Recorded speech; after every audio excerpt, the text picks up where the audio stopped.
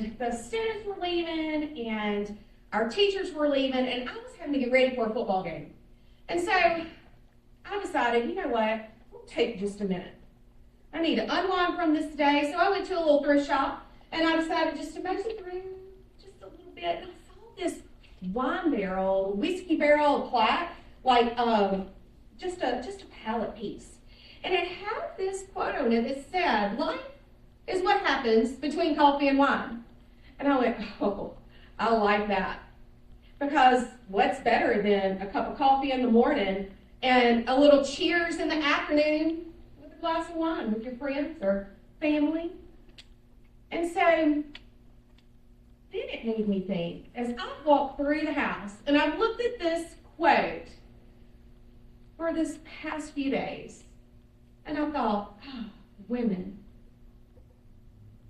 Women are who I gather with to drink a little coffee and have a little wine. But what about women? I believe that women are natural leaders. We're team players.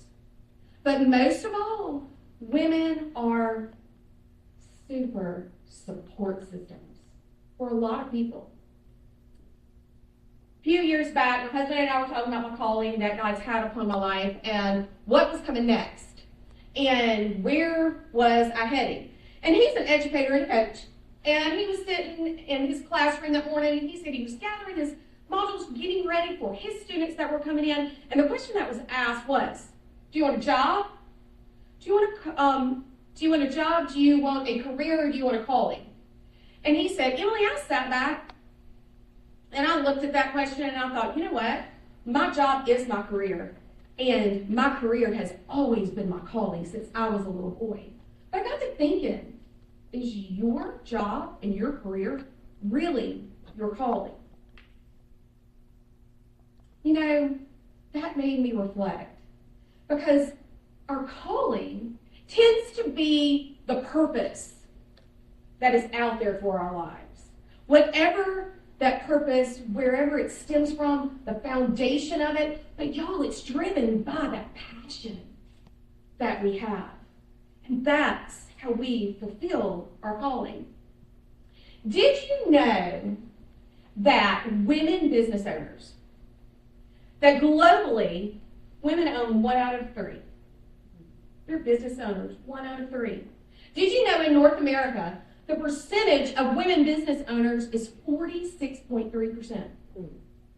Now, I know y'all can tell I'm a Mississippi girl. I was born in the Mississippi Delta, and I have lived from the Mississippi Delta all the way to the Pine Belt of Mississippi, and all places in between. But through that time, looking at this data, I was so super excited to see that women business owners, Mississippi women lead our nation with 37.9%. OMG, how cool is that, right? I mean, we've got some strong and courageous women here, right? I love that. Back in 2017, I was so super excited that I could be a part of this statistic because I opened a little mission. It's an educational mission for at-risk children and youth. And we do lots of things.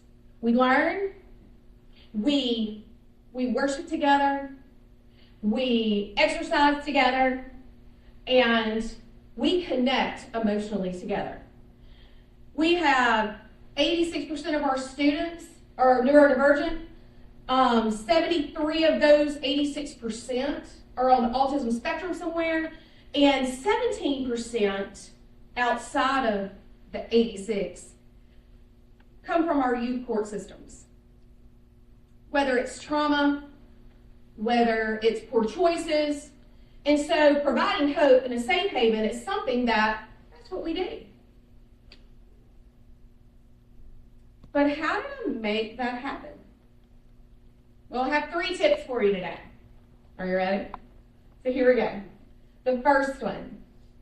If you want to create meaningful relationships and meaningful experiences for others, you've got to create the meaningful relationships with others. Women do such a great job of that. through partnerships, through those you hire, through your employees, through those that you drink coffee and wine with. Creating those meaningful relationships can help you serve others and create those meaningful experiences for them. The second one is being clear about your non-negotiables and boundaries. So meaning, when you come to Micah's Mission, the first thing that all families know is that you come as you are. But if you're going to come as you are, I want you to leave judgment at the door. Doesn't matter where you've been. Doesn't matter what choices you make. It doesn't matter what has happened. What it is we want to see and we want to hear you. Just you. But the boundary that we must set as women is that we've got to set some self-care boundaries. If we do not take care of ourselves, how can we serve others? If we do not take care of ourselves, how can we create those meaningful relationships? If we don't have spaces where we can take care of ourselves, then our percentage of women entrepreneurs will not rise. And the last one is you have to find your people. Find your people. Because the thing is, I was asked to be a part of a Measuring Impact cohort with the National Microschooling Center. And we went and met in Bailey, Colorado, and had a little weekend, long weekend actually. But y'all, I found my people. We woke up, 7 o'clock in the morning, we're drinking coffee, and we're talking all things National Microschooling Movement. We're talking all things innovative education. We're talking all things of how can we provide a safe haven for the kids that we serve. But the cool part about it is, around the fire at night with our glass of wine, we're doing the same thing. Doing the same thing. Creating a vision of how we can be better today than we were yesterday. How we can serve better today than we did yesterday. How we can create this space and this safe haven for all. And I just loved it. Because we were with men and women. And that was the beauty of it all. Because, let me leave you with this last piece.